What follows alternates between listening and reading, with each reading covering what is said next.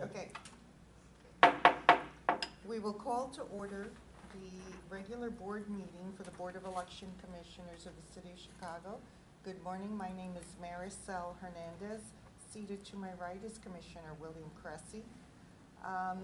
Unfortunately, we have been called by the City Council to present our 2019 budget within the next 5 minutes or so.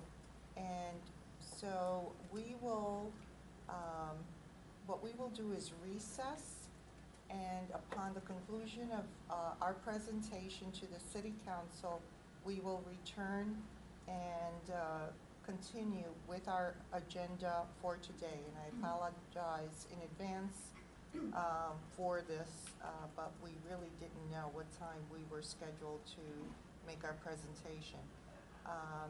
Given that, is there a motion to recess? I move to recess until the call of the chair. I will second. All those in favor? Aye. And we are recessed, and we will be back.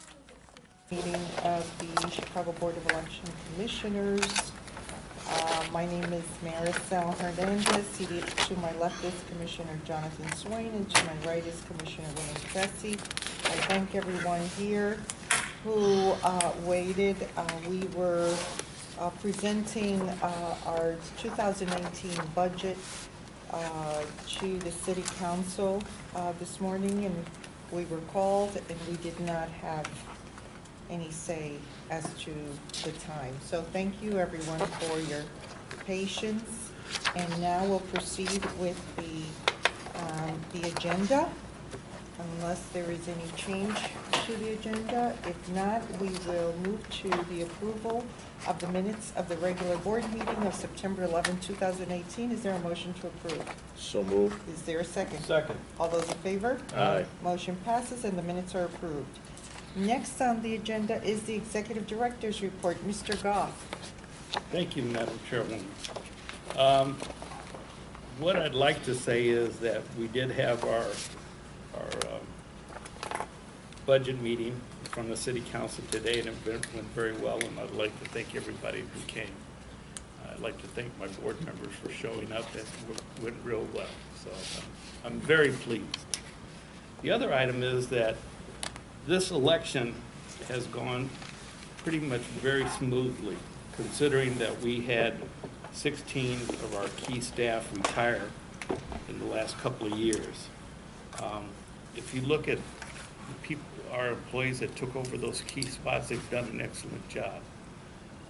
October 17th at 2:30, we got a call from Keith Carter over at the warehouse, and they finished pre-lat. This is the earliest that they've ever done.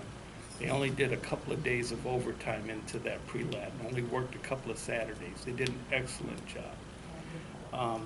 Vote by mail, over 95,000 pieces of mail out. Our staff did an excellent job, and our contractors that did the mailing at the mailing house, they were right up to it. I mean, it really went real well.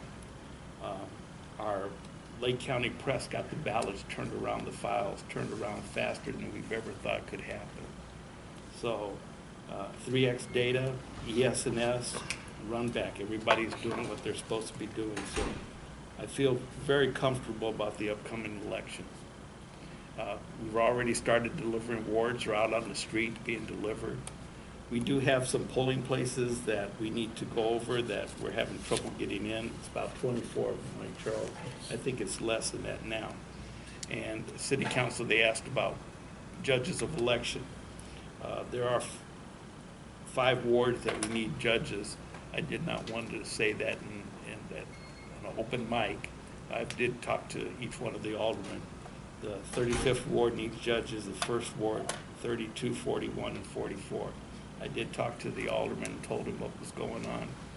They asked, what about standbys? And I said, I have to recruit people in order to get those standbys. And it's getting a little harder. So they said they're talking to their staff and they'll be getting back in touch with us. So I want you to know about that. But overall, everything seems to be going well. Early vote. Monday was the first day of opening out in the neighborhoods. in the wards, and they all opened up on time. So kudos to the staff for doing an excellent job. Yes, excellent, excellent. And Mr. Goff, thank you so much. You did such a great job before the city council.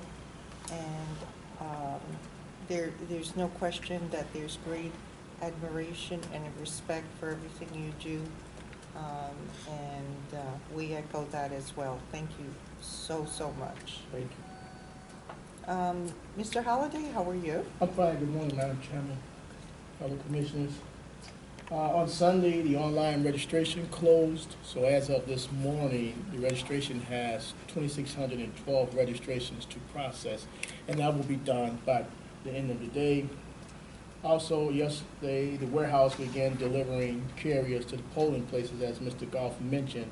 So yesterday alone, 142 were delivered. There's 12 wards ready to be delivered as we speak. The new poll sheets are available for the general public as well as the specimen ballots. The general public is still coming in for to view petitions. So I'm going to speak with Mr. Goff, at least for the Monday and before the election and the Tuesday of the election, that we close the door to them. They're here checking for February, and at some point, we have to not let them in, so because we're going to be very busy that week of the election. So at some point, we're going to have to have them not come in for a couple of days. And you'll notify them ahead of time? Yeah, we will post a notice Yeah. that public viewing area will be closed from this day to. Is Monday and Tuesday just enough? Is that enough? Well, I would say maybe that week, but we will see how. The week of the week election? of the election, but we'll see what the election turnouts are and what we have going, but I would say that week. Is there a notice requirement for that in any way, shape, or form? We should notice, we should. No, we should, but is there a notice requirement that it has to be done within a certain amount of time? We're not gonna have access to that? No, it's not. Okay. So that's all I have for today. Thank you, Mr. Holliday. Mr. Allen? Good morning. Good morning. Since the last meeting, I sent to you the first video, which was, we really want to get that done on how to vote by mail. We've embedded that on the vote by mail page, as well as we have a new web page that's chicagoelections.com/videos, and it now has 3 of the 4 how-to, and later today we'll have the 4th one. So the other how-tos are how to organize a voting field trip, how to register or update your record, and how to vote, how to prepare, looking at a sample ballot, how to find your polling place, and whether you need IDs or registration, covers the whole gamut. So we're really pleased. We've received some good feedback that it just covers all of the basic information that sometimes we don't think about because we're pretty close to the situation, but this takes it down to a very introductory level. Next, we're waiting on the postage. We hope to get the postage check today from the county that'll allow us to complete the mailing. The mailing has been complete, the household mailing, which gives early voting information and precinct polling place information. So normally we have that out the Thursday before the start of the 15-day early voting, so I think that explains a little bit of the difference we saw yesterday between our numbers and the county's numbers. We had a great start relative to 4 years ago, but the county did even better, and their mailing hit last Thursday. So I think that's the key difference there. Early voting kickoff, thank you, Chairwoman. I think it went very well. We had very strong media attendance. Voter registration, as Charles mentioned, they're finishing up the last onlines, and then we'll be setting the numbers, so to speak, even though the numbers will continue to change through grace period and election day registration. We'll have those files set for the ES&S for the poll books and for Dominion for reporting the results, and also the media results on the website. so that people, programmers can start programming for different contests and everything like that. We've had a number of media calls regarding early voting and vote by mail. We've earned a lot of good coverage in terms of leading the way on vote by mail, and the numbers aren't quite as off the charts as we had hoped, but we're still very likely to break that 116,000 all-time record from World War II. So I think we're close to 100,000 already, and we're averaging 2,000 a day. We'll probably have more after the mailing hits the streets, because it also references vote by mail. So given the numbers of days left, we're probably going to easily cross that 116,000. Lastly, we had an interesting event on social media with Facebook, where they detected that our announcement to voters about the opening of the 50 ward sites, they interpreted it, their algorithms interpreted it as a political ad, and they wanted to make sure that we weren't Russians or whatever other nationality they're worried about invading our elections. And we had to appeal to them, and after we appealed 3 times, they finally came back and they said, okay, we recognize that this is not political and that you're informing the public of the voting option, and they proceeded with the promotion. So Okay, thank you. How are we distributing the video? You may have mentioned it, I might have missed it, but. we've, the first 2, the vote by mail, we're now including the vote by mail video with the outbound email that goes to voters saying your ballot is being mailed. So they're getting that video so they can look at it and find the tips like, you know, don't scratch a groove into there, don't use a Sharpie or a magic marker. So we're distributing it to the vote by mail voters themselves. Secondly, we're working with Chicago Public Schools on how to organize a field trip, because the goal in getting all these videos in the can is, even if we can't use them as effectively as possible this election, we're going to have them, you know, at our ready for the February and April as well. So we're working with CPS on the field trip one, trying to get that out to social studies teachers, also with MICLA Challenge. So, you know, the early voting staff is happy that that's out there, because when you try to organize a field trip and bring 100 people to a small early voting site without any kind of advance notice, we don't have an opportunity to put people or more equipment out there. And now we're giving people guidance, you know, make it a group of 10 to 20. Okay, thank you. Thank you, Mr. Allen. And now we'll proceed to old business, infrastructure projects and changes in election administration, as well as voting equipment. We're still in the process. Yes, right after this election, we're going to jump on that, and I need to talk to the board members about that later on. Electronic poll books, Everything's fine. We're on everything's track. Yes. great. And legislation, No news yet. okay. Then we'll proceed to new business, and we have a approval of a contract that is pending with Smith Maintenance Company for early voting annexes custodian services for the 2018 general and 2019 municipal and runoff elections. That's for our early voting site to have it cleaned, have the maintenance done. Okay, so we need our voting site, polling places, voting sites cleaned. This is the Just super Just site. the super site, Just the super sites? yes. Will we be able to use that site for any training or other purposes? That site is ours straight on through after the April election. We have space in the upper. So we're gonna need custodian services. Yes. Okay. And that, we have that second floor too. We're working on that. Okay, and have we ever used Smith Maintenance before? Yes, we Yes. did. Okay. Okay. Is there a motion to approve the contract with Smith Maintenance Company in the amount of $60,000 for the contract term September 18, 2018 through April 30th, 2019? So moved. Is there a second? Second. And, okay, any questions? If not, is there a motion to approve? Aye. We just said. I'm sorry. Oh. All in favor? Aye. Okay. Motion passes and the contract is approved. We also have a contract with, a pending with Epic Global for printing of poll sheets for 2018 general, 2019 municipal and runoff elections. And, Laurel, is this the first, this is not the first time we've Yeah. used Epic, is it?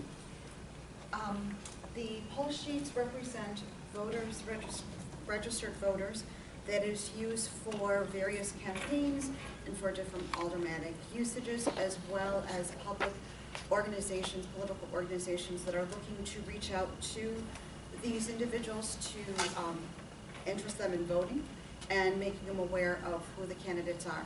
So every election, we put the list together and we have it readily available for the public to obtain down on the 6th floor. So this is for the printing of these poll sheets. And so this is what we're also asking for, is to cover the next 3 elections. okay. And have we used Epic before? Yes, we for have, on a this? regular basis. They've actually done many of our quick turnaround as well as our larger printing Okay. projects. Thank you, Laurel. Are there any questions? If not, is there a motion to approve the contract with Epic Global Printing for the poll sheets for the 2018 and 2019 elections in the amount of $35,000? So moved. Is there a second? Second. All those in favor? Aye. Motion passes and the contract is approved. Next is the adoption of certain guidelines for local option referenda for the February 26th, 2019 municipal general election. Mr. Lasker? Thank you. We do publish these guidelines every election cycle, and people are in the process now of getting ready for their petitions. Those petitions are filed with the Office of the City Clerk. I have reviewed the Local Option Act. The statutes have not been amended since the last guidebook was published, so all I really amended was the name of the election and the dates, and I would request that you approve them so we can hand them out to the public. Okay. Are there any questions? If not, is there a motion to approve the guidelines for local option referenda for the February 26th 2019 municipal general election? So moved. Is there a second? Second. All those in favor? Aye. Motion passes and the guidelines are approved. Next on the agenda is a legal report. Mr. Lasker. Thank you, Madam Chairwoman. 2 of the pending cases of public interest. We've got the Pat Quinn Citywide referendum challenges. This is where our electoral board found 2 legal reasons for why the petitions were legally invalid. That decision then was appealed to the Circuit Court on judicial review. The Circuit Court dismissed that for lack of subject matter jurisdiction. It's now at the appellate court level. The petitioners did file a 302B motion with the Supreme Court seeking a direct appeal. That request was denied, so the case was sent back to the appellate court essentially. Yesterday they set the briefing schedule. The appellant's reply brief will not be due until November 2nd, so I imagine that November 3rd will be the absolute earliest we'll hear an answer from the appellate court. As a reminder, because this litigation was still pending and the electoral board had not ruled by the time ballots had to be printed, these questions have been programmed into the touchscreen machines. They have been printed on the paper ballots. The current status quo, the current status of everything is that the questions are not legally valid. Unless that changes, we will just suppress the vote totals. We will not publish or proclaim or certify any results when and if the time comes for that. Are the voters notified that, or will they be notified that these questions are not going to be counted? We are publishing a joint, is it a sample ballot? Is that the way to specify that? Or? Specimen ballot. Specimen ballot is being published in the newspapers jointly with the county clerk's office and our office. Separately, but independently. We do our own, but the point is that for both the county version, which they include stuff on the Chicago ballots, their version and our version have a disclaimer at the top of those 2 questions that there are objections pending on appeal. This is not a case where there's been any court order for notices to go up in the polling places. I think most notably, this is not a situation like in a candidate race where there would be other candidates in the same race who might be affected by who votes for which side. Here it's just, each is just a single referendum question, yes versus no. So there's really no harm to any other potential candidates. And so there would also be no, it might sound like voter disenfranchisement, that they're going to go in and cast a ballot if they want to, cast a vote on something that appears on their ballot and then it won't get counted. But it's actually not voter disenfranchisement because the courts have found that the questions were not eligible in the first place. So unless that decision changes, that's how it'll be. So, and I may have asked this question, Adam, but so if we don't proclaim, if the court's ruling stays as is, status quo, we will not count them. We will not even count that ballot, count that question, right?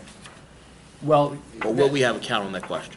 the electronic machines that we use for scanning the optical scan Right. ballots, and then for, of course, the electronic touchscreen machines, we do not have a. We're not capable of removing So we will a be single counting. race. Okay. The machines will count. Got it, okay. And are those, But that will not become a part of our canvass. It Sure. will not become a part of our and proclamation. are those results foiable? They will be subject to FOIA, yes. The next case of public interest is the Metropolitan Water Reclamation District versus the Cook County Clerk's Office and others, including us. This is the issue of the race where there was a death of a commissioner in early December, right before petitions were due for the primary. It was too late for anybody to file petitions, so there was a write-in campaign that was lodged by several candidates. Cam Davis was the winner for the Democratic Party. The Water Reclamation District is seeking a declaratory judgment from the Cook County Circuit Court as to whether it's proper to fill that vacancy in this coming November election, or whether, as Governor Rauner has purported with his appointment to fill the vacancy, the governor believes his appointment lasts until November of 2020. So there's a conflict there. The Water Reclamation District they filed their complaint asking for the declaratory judgment, but they are not taking a position one way or another. Similarly, we did have a briefing, and yesterday was the oral arguments. As we've previously discussed, the Chicago Board of Election Commissioners has taken no position in the case because all we have done since the very beginning is comply with the county clerk's ballot certification. It was the county clerk's office as the election authority for the entire county that had jurisdiction to determine whether or not this should go on the ballot. So their decision was it is proper right now, and with oral arguments yesterday, the court has advised us that the judge will have a written decision issued by this Thursday at the latest. We've scheduled a 2:30 hearing this Thursday afternoon. He may call us earlier if the decision is ready, but at least by Thursday we'll know the answer to that. And so that's it on the legal reports. Thank you. Oh, you know what? I'm sorry, if I may. There's one other thing I would like to point out. Joan Agnew, our other legal counsel, and I worked at coordinating a meeting with Judge Sharon Sullivan. She's the presiding judge of the county division over at the circuit court. That's the division that hears all election cases. We invited and had in attendance Therese Goodwin. She's a deputy circuit clerk from the circuit clerk's office. We had attorneys and representatives from David Orr's office and from the state's attorney's office. We all met here at the board to discuss ways in which we can improve and streamline the administration of election cases. There are some issues that have been raised by the new mandatory electronic filing, and that was very nice to have the circuit clerk's office therefore in attendance, so that we really created some great agreements on ways to try to make this administration easier in the future. So I just want to really applaud the judge for taking the time to come over, and also the clerk's office for sending representatives. And it was a very productive meeting. We're going to continue to follow up, and I think we'll see some changes to the standing orders that the county division does for election cases to make the administration even more smoother, particularly now with electronic filing. One more thing, Counsel. I believe since our last meeting, there was a decision from the U.S. Supreme Court on a case that was up for cert. Okay, I'm sorry, I forgot that happened since the last meeting, but yes, that petition that's the The Segovia case involving a challenge by voters to the federal and state laws that govern what happens when a person who's a citizen and a resident of Illinois or in other states under the federal law, whatever state they live in, if they move to various U.S. territories, their voting rights are different depending on where they go under these laws. The Federal District Court and Seventh Circuit Court of Appeals had ruled in upholding the laws, and so there would be no change to the laws. Now the Supreme Court has denied the petition for writ of certiorari, so there will be no court-ordered change to the laws. Thank you. We have no financial report. I received no request for public comment. Mr. Lasker, is there a need for executive session? There is one matter in regards to probable or imminent litigation that I would request an executive session. Okay. Is there a motion to enter into executive session to discuss probable or imminent litigation as allowed by Section 2C11 of the Open Meetings Act? So moved. Is there a second? Second. All those in favor? Aye. Thank you. We will now enter into executive session. We will take no action, but we will return back into open session as soon as we are done. Back now in open session, the board took no action in closed session, and as a result, there is no further business for the board. Is there a motion to adjourn to a special meeting next Tuesday, October 30th at 10:30 in the morning? So moved. Is there a second? Second. All those in favor? Aye. Motion passes, and we are adjourned. Hey, Trish. 10:30, yeah. Just confirming that. Yeah.